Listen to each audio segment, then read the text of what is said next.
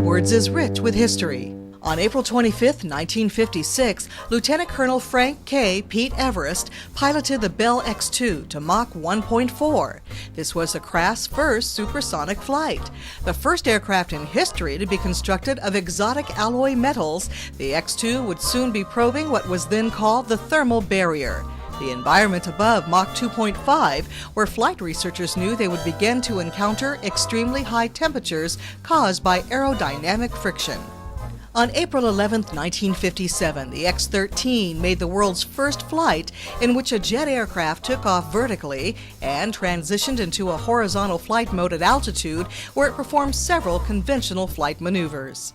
On April 13, 1960, Major Fitzhugh Fitz Fulton was conducting 3-engine heavyweight takeoff test on the B-58 when one of his tires exploded.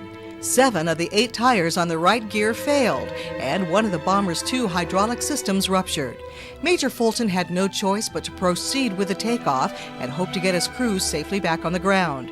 After 3 hours in flight, it was finally decided that Fulton would have to attempt the B-58's first, and as it turned out, only weapon and fuel pod drop with the landing gear extended.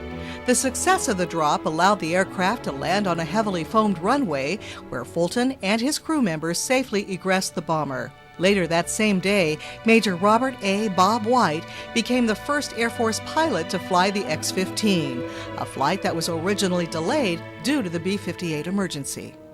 On April 14, 1981, the Space Shuttle Columbia landed on Rogers Dry Lake following its first orbital flight mission. An estimated 300,000 people watched the event from a special viewing site on the east shore of Edwards Dry Lake bed. The mission marked the first flight of NASA's Space Transportation System, STS-1, and the first time that an orbital vehicle had left the Earth under rocket power and returned on the wings of an aircraft. On April 20, 1982, production crews arrived to prepare for 6 weeks of filming The Right Stuff. Edwards provided extensive support to the filming of the movie version of Tom Wolfe's best-selling novel about test piloting and the birth of the space age. And on April 20, 1987, the new control tower was officially opened when Flight Test Center Commander Major General Ted Twinting cleared the Center Vice Commander, Colonel Bob Ettinger, for takeoff in an F-16. The new facility, stressed to withstand a 6-point earthquake as well as 120-plus mile-per-hour winds, replaced the 10-story red and white structure that had been an Edwards landmark since 1956.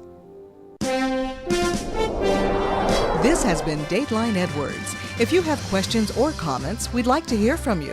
Please send us an email at channel.6@edwards.af.mil.